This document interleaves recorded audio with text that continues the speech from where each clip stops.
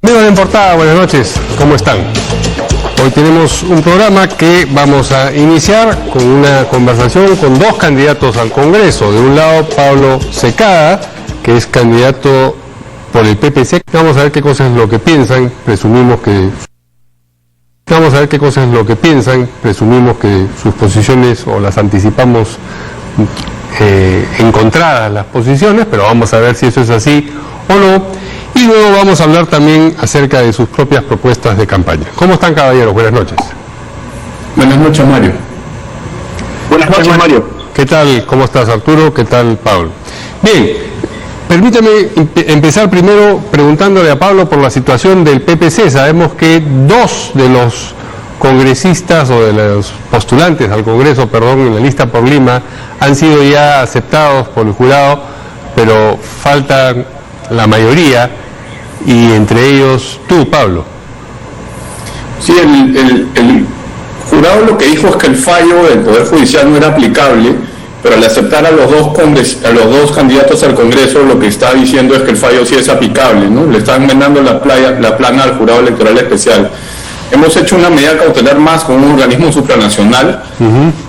Entre este fallo del Jurado Nacional de Elecciones y la supranacional, yo creo que con eso se acaba el tema y por fin podemos avanzar, pero ha sido una campaña difícil porque mucha gente nos decía no te puedo invitar a la tele, por ejemplo, porque no eres candidato, ¿no? Pero ahí vamos. Es decir, ustedes presumen, sin pecar de optimismo exagerado, que con, digamos, este nuevo recurso, todos los candidatos de la lista por Lima van a poder ser legitimados, digamos. Lo que hizo el Jurado Electoral Especial, se esperó hasta el sábado 13 para decir que solo tenía plazo hasta el viernes 12 para aplicar el fallo del Poder Judicial, y que el fallo del Poder Judicial no era aplicable, pero después admitió a los dos. Entonces el otro jurado, digamos, el Jurado Mayor, el Jurado Nacional de Elecciones. Entonces ya estamos al final de este proceso que ha sido una pugna de poder terrible con el Jurado Electoral Especial, ¿no? ¿Y no tienen problemas con ninguna otra lista a nivel nacional? No, es solo la lista de Lima. Después han habido otros candidatos en tachas que sí son válidas y sí, me refiero a la lista completa. No. Muy bien. En Lima es todos menos uno en realidad. Bien, vamos a conversar entonces sobre algunas medidas aprobadas ya en el Congreso y acerca de las cuales, por ejemplo, el Banco Central de Reserva se ha pronunciado hoy día. El Banco Central ha dicho que va a acatar la ley para ponerles topes a las tasas de interés del sistema financiero, que se aprobó por insistencia en el Congreso de la República, y ha estimado que en mayo próximo podría empezar su aplicación. Hemos pedido información a los bancos de las tasas que están manejando. Vamos a cumplir, obviamente, con la norma, ha dicho Julio Velarde. ¿Qué piensan ustedes de esta norma? ¿Es adecuada? ¿No es adecuada? ¿Qué consecuencias va a traer? Empecemos con Arturo, porque hemos estado hablando con Pablo hace un momento. Adelante. Sí, creo que es parte de una serie de medidas que, digamos, responden a un problema objetivo. La gente, las pymes, están endeudadas, tienen problemas y se debe buscar salidas. Seguramente Pablo tendrá una posición distinta, ¿no? Pero es evidente que hay un oligopolio bancario que ha llevado a una situación bastante complicada al propio empresariado peruano, ¿no? Y están buscando facilidades de crédito, tienen problemas para pagar, y a eso responde esta medida del Parlamento. Pablo. El microscopio es una publicación que ellos sacan el Economist Intelligence Unit y el BIC todos los años, y en la edición actual el Perú es el país más competitivo del mundo en microfinanzas. Entonces se están confundiendo dos segmentos del mercado bancario distintos, y en el segmento del mercado bancario donde está el 40% del depósito a la vista y 33% de los depósitos de ahorro en manos de un banco, el problema de competencia va por otro lado, va porque estos bancos captan depósitos e invierten en empresas o invierten en finanzas, y yo estoy totalmente en desacuerdo con eso. Ahí se aplica lo que dice Paul Volcker, que murió, fue presidente de la Reserva Federal: no se permite a los que captan depósitos que inviertan. Entonces el problema de competencia se atiende en el segmento correcto, pero en el segmento de microfinanzas, donde hay competencia, lo que van a hacer es exponer a los más vulnerables a que les presten agiotistas o otro tipo de personas que prestan hasta el 730% al año. Es decir, tú presumes que las consecuencias o anticipas que las consecuencias van a ser negativas. No, yo creo que el Banco Central es bien inteligente y tiene mucha información y va a poner topes que hagan que no hayan distorsiones, ¿no? ¿Cómo puede ser eso? Es decir, poner topes muy altos, ¿quieres decir? Topes más altos de los que generarían las distorsiones. Y no son un tema de bancos comerciales, van a ser un tema de cooperativas y de microfinancieras, ¿no? ¿Qué dice Arturo? Yo creo, sí, adelante, Mario, que eso también es parte de una campaña que es un poco como lo que vemos en el bombardeo, el propio Canal N, ¿no? Con Lampadia todo el tiempo agitando un discurso ideológico en torno a esto, ¿no? Yo creo que, por ejemplo, el plan de gobierno de Juntos por el Perú, la apuesta es tener un banco de fomento que permita a la gente acceder a crédito barato. Existen bancas de fomento en economías sociales de mercado como Brasil, como Alemania. Acá lo que tenemos es un oligopolio bancario que me parece que al ciudadano común le vas a preguntar que está endeudado y te va a decir sí, que es excesivo, ¿no? Este tipo de medidas con las cuales uno puede tener discrepancias o no, son respuesta a una situación concreta. La gente está ahogada. ¿Y qué salida le damos a ello? Por si acaso, los mensajes esos a los que has aludido, que son mensajes de Lampadia, me parece, son mensajes pagados, como cualquier... No, yo sé, pero no dejan de ser ideológicos por ser pagados. No, ya, pero como dice el Canal N, como si fuese, digamos, una promoción de Canal N. No, que los pasan en Canal N, sí, claro, como los pasarían en cualquier otro caso de otros anuncios pagados. De eso se sostiene, claro, sí, pero los canales de televisión. No puedo haberme equivocado. Sí, no, está haciendo una precisión, no una corrección. Pablo. De acuerdo. Bueno, no sé cuál es la ideología, ¿no? O sea, Marilyn Choi y Eduardo Costa descompusieron los costos del crédito y los márgenes, y en microfinanzas el problema es que hay unos costos tremendos por llegar a personas que son chiquitititas y que no tienen información. También hay un riesgo considerable. Entonces los márgenes de utilidad de los que trabajan en microfinanzas no son excesivos. Eso está probado y si no le gusta se puede hacer de nuevo y se puede actualizar. Ahí no hay ninguna ideología, ahí hay matemáticas. Pero entiendo, Pablo, que por lo que dices, piensas que no va a haber problema habida cuenta de que el BCR va a poner topes que no se van a sentir. Esa es la... Creo que no, porque el Central, con la capacidad que tiene de análisis económico, que es la mayor del Perú, sabe perfectamente que esto, si se ponen topes bajos, lo que se hace se fomenta el agiotismo y el crédito informal, que es carísimo, y van y recuperan lo que tienen que recuperar a patadas, pues no tienen que seguir ninguna ley ni hacer nada. Entonces, o sea, puedes recrear la realidad para un discurso de campaña o para un discurso político de la manera que quieras, pero eso no va a hacer que la realidad cambie, ni que lo que dicen restar y sumar, dividir y multiplicar cambie tampoco. Bien, vamos a hablar de otro asunto que es en realidad parecido a la larga, que es el control de precios en los medicamentos. Nuevamente se trata de poner un tope, en este caso no a los intereses, sino a los precios de los medicamentos. El proyecto de ley para controlar precios de medicamentos va a retornar a la Comisión de Salud. Lo que los especialistas señalan a propósito de lo que este proyecto de ley plantea es que la regulación va a desincentivar la producción y va a impulsar los mercados negros. Efectivamente, una reflexión parecida a la que ha hecho Pablo, por lo menos a propósito de lo de los topes de las tasas de interés. ¿Qué dice sobre el particular Arturo? Que nuevamente estamos en un plano, aunque lo quieran negar, pero lo que es ideológico, cuando él hace la dicotomía entre el microcrédito mafioso, ¿no? y lo que hay ahora, bueno, hay otras opciones, hay otras salidas. Por lo menos nosotros planteamos una banca de fomento, crédito barato, potenciar a las pymes de esa manera, y en el caso que estamos hablando de medicinas, también responde a una realidad objetiva.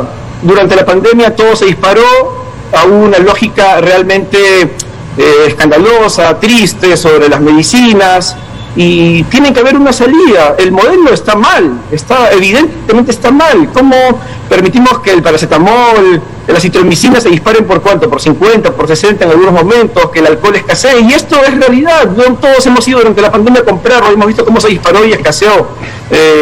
Creemos que la salida, digamos, esta es una forma de abordar el problema, pero las salidas tienen que ser mucho más profundas.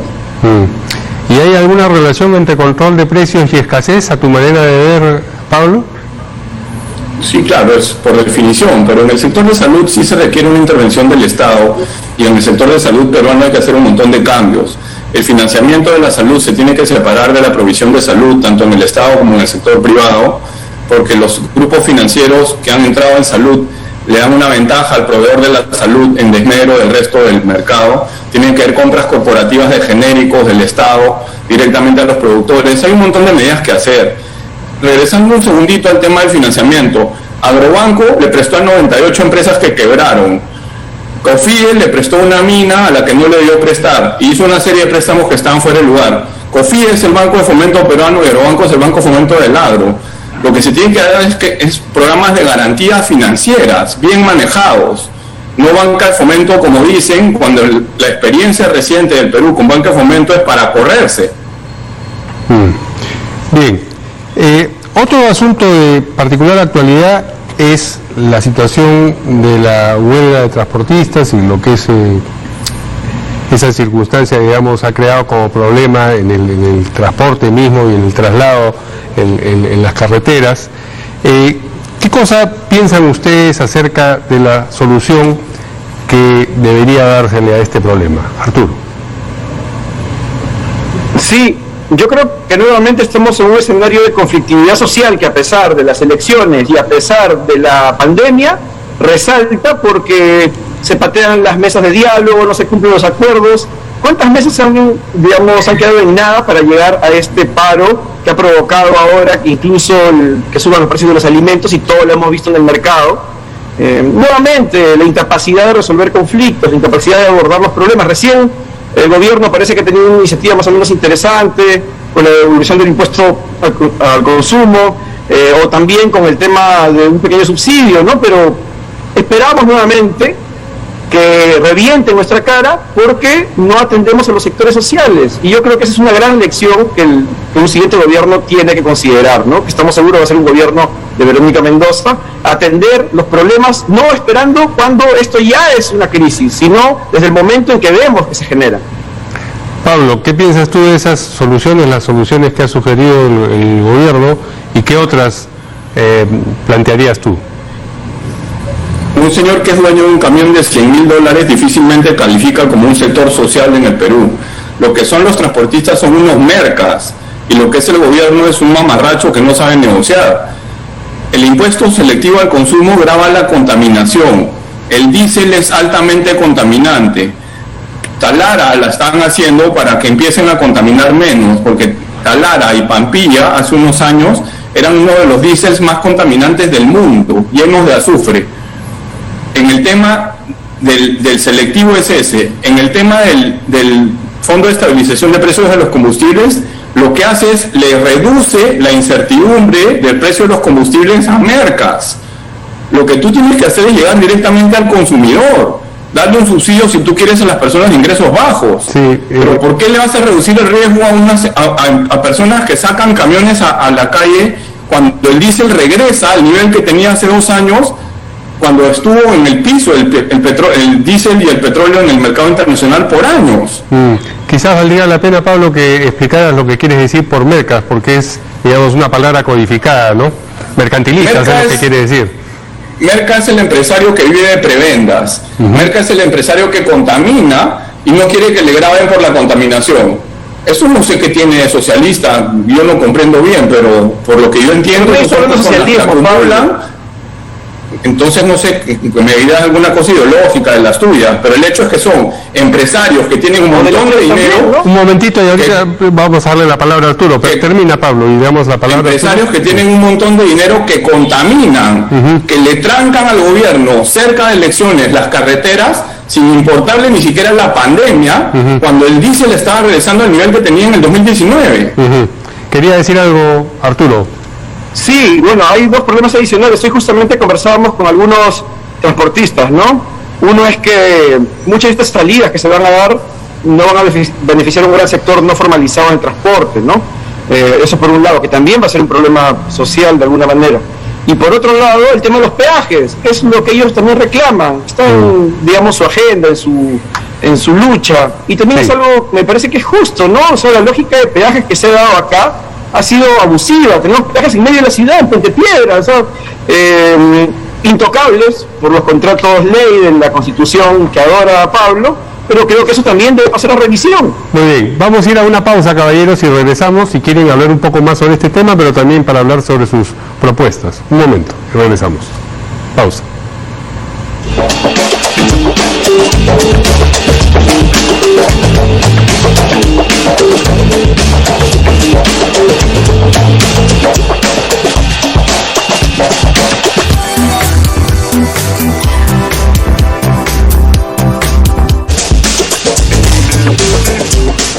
Muy bien, seguimos aquí en Portada, estamos conversando con los candidatos al Congreso, Arturo Ayala, de Juntos por el Perú, y Pablo Secada, por el PPC.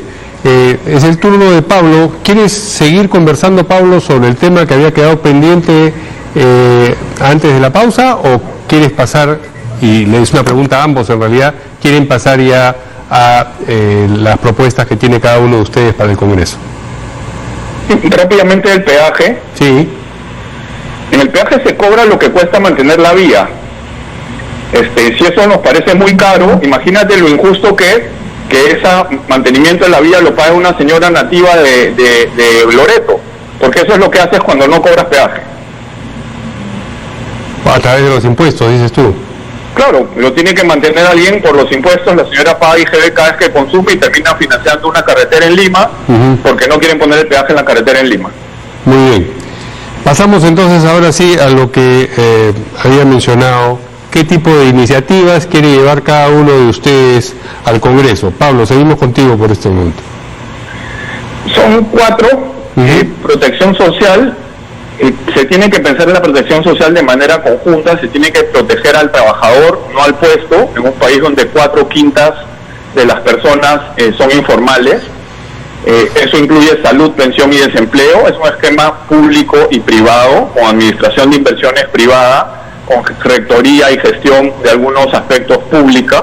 La cobranza a los que no pagan, por ejemplo, tiene que ser por SUNAT, que tiene cobranza coactiva. En fin, otro es un fondo soberano de riqueza, donde el Estado guarde su ahorro y lo invierta de una manera inteligente, autónoma y sostenible. Solamente si invirtiera mejor los 25.700 millones que tiene, 20.400 de los cuales están en bancos, recaudaría 770 millones de dólares más al año en promedio. Un tercer tema es, hay un problema grave con jóvenes. Hay 3.4 millones de jóvenes urbanos vulnerables, que incluyen jóvenes que requieren capacitación, jóvenes que requieren cunas para poder dejar las mujeres a sus hijos y irse a trabajar, y hay serios problemas de salud mental. Esos son 3 de los temas que estamos trabajando. Y el 4 es un trabajo de representación para promover que los alcaldes de Trujillo, Chiclayo, Piura, Cusco, Lima, Arequipa, trabajen planes urbanos. Las ciudades no pueden seguir siendo tan desordenadas, y los planes urbanos atraerían un boom de inversión en las ciudades. Sí, ¿y estas son iniciativas tuyas o son iniciativas del grupo que postula al Congreso, de lo que sería la eventual bancada? Serían iniciativas de la bancada, sí. Se hizo un plan de gobierno, pero después trabajamos estas propuestas, las conversamos y estamos trabajando con ellas en la campaña. Muy bien. Arturo, sobre lo mismo. Que fue la lucha contra el nuevo régimen laboral en el gobierno de Ollanta, cuando salió con la CONFIEP y con el fujimorismo, o sea, la ley Pulpín. Tenemos un compromiso. Creemos que el joven puede acceder al mundo laboral con derechos, sin abuso, sin explotación. Hoy el joven muere en las Malvinas o en McDonald's, no importa si es formal o informal. Al joven se le arrebata las propinas de los restaurantes. Creemos que, o al joven se le esconde cuando vienen los inspectores del Ministerio de Trabajo. Creemos que el joven puede acceder al mundo laboral con derechos, a partir de beneficios tributarios que pueden ir a las empresas. Creemos que ya los grandotes han sido suficientemente beneficiados y que hoy le corresponde a otras empresas recibir esos beneficios a cambio de poner a esos jóvenes en planilla. El tema del trabajo es fundamental. Tenemos un gran problema. Hoy, por ejemplo, hemos tenido una reunión con los trabajadores tercerizados de Sedapal, con contratos de 2 meses. Gente que va a trabajar enferma porque les da miedo tomarse días para su recuperación porque no les pueden renovar el contrato. Realmente podemos seguir con una situación así. Nuestro compromiso con los trabajadores, con los jóvenes. ¿Cuáles son las iniciativas? Las iniciativas concretas, en otro La caso nos iniciativa habla... es una ley de primer empleo, como te lo he señalado, en el marco de una reactivación con derechos, que está en el plan además de Juntos por el Perú. Lo otro es evitar total la precarización en el Estado, ¿no? No más precarización, no más servicios. ¿Por qué vamos a seguir precarizando el empleo en el Estado? Nos sale más caro contratar una service que le termina pagando la mitad de lo que debería pagarle su trabajador. Pero si eso forma Por otro parte... lado, nuestra apuesta es por la educación. Perdón, adelante, siga. Adelante. Nuestra apuesta es por la educación, te señalaba. Educación pública, gratuita, de calidad. Realmente lo que hemos visto es una catástrofe el año pasado. 180.000 alumnos han dejado de estudiar. Y creemos que la salida es invertir fuerte en educación pública para recuperar a esos estudiantes. Casi 1 de cada 5 estudiantes universitarios del Perú han cortado sus estudios por la pandemia. El Perú no se puede dar el lujo de perder 180.000 nuevos profesionales y creemos que debe haber un plan de reinserción de estos estudiantes a partir de la educación pública. ¿Pero eso desde el Ejecutivo o desde el Legislativo? Eso, nosotros vamos a hacer gobierno con Verónica Mendoza. No, ya, pero tú estás postulando al Congreso, por eso te preguntaba acerca de lo que te concerniría a ti en la eventualidad de que llegases al Congreso. En lo parlamentario, en lo legislativo, ya hemos señalado la ley de primer empleo, no más precarización en el Estado, pero además en el tema educativo, como ya hemos visto, creemos que es importante apostar fuerte a reformas como derogar el decreto de ley 882, que permite la mercantilización de la educación, que hemos visto que es un fracaso. Muy bien. Bien, esto no es exactamente un debate, pero les voy a dar una intervención más a cada uno por si quieren agregar algo sobre todo lo que hemos conversado. Pablo. Lo que recogemos en toda la campaña es un deseo de la gente de que haya cooperación. Están cansados después de 5 años de crisis política, de una pandemia que nos ha retrocedido 10 años en la lucha contra la pobreza y la inequidad, y de años previos a la pandemia, inclusive varios años, desde por lo menos una década o década y media atrás, en que ya no había la mejora del bienestar que había habido antes, ¿no? Entonces quieren cooperación, no hay ninguna confianza en los políticos, reconocen que tienen que confiar en alguien, reconocen que sin confianza no se puede construir, saben que hay mucho por hacer en la política, pero no tienen ninguna confianza. Y creo que la confianza solo se va a poder recuperar con acciones, ¿no? Podemos decirles las cosas, podemos decirles que ya lo hicimos, inclusive en nuestro caso, y nos miran y nos dicen, no me acuerdo que lo hiciste, ¿no? Hazlo y ahí hablamos, ¿no? Y un desastre de la clase media, ¿no? De todo lo que ha pasado, la clase media se fue de 3.8 millones de personas en el 2004 a 13.2 en el 2018 y cayó en 2.3 millones de personas en la pandemia. Entonces, queremos un país con una clase media, queremos un país con gente que mire más adelante, queremos un país con gente que sepa discernir, todo eso es la clase media. Entonces hay que trabajar, por ejemplo, esta propuesta de protección social para empezar a volver a engrosar la clase media y hacerla más sostenible a una crisis como la que estamos viviendo todavía, ¿no? Bien, Arturo. Efectivamente hay una crisis de la política. María Tegui decía que teníamos clase dominante pero no clase dirigente, y mira, a punto de celebrar el bicentenario no tenemos una perspectiva mayor como país. 100.000 compatriotas muertos aproximadamente, 180.000 estudiantes universitarios excluidos por la pandemia, 300.000 estudiantes de secundaria que dejaron de estudiar el año pasado, 3 millones de empleos perdidos o más, 3.000 colegios privados que cerraron durante la pandemia. El modelo no da más, esa es la realidad, y nosotros queremos ser una opción de cambio, un horizonte distinto para el país, porque el país se lo merece. Muy bien, muchas gracias a nuestros dos invitados, Arturo Ayala con el número 3 en la lista por Lima de Juntos por el Perú, Pablo Secada con el número 1 en la lista por Lima también del Partido Popular Cristiano. Buenas noches a los dos. Gracias. Gracias, Mario. Gracias, Arturo. Vamos a una pausa y volvemos.